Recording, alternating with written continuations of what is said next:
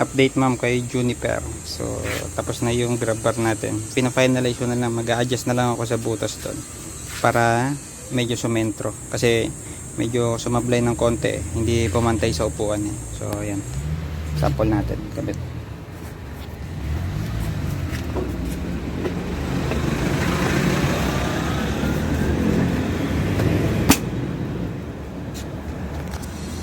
Yan na itsura nya, nakabend ng konti dito para kunwari pakapasok sa loob, pero ganyan lang yan. Yan sa loob.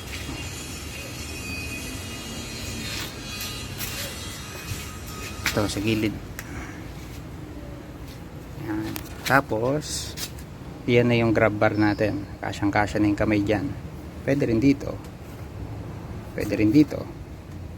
Yan, ayos na to. Papadala na lang sa powder coat to pagkatapos.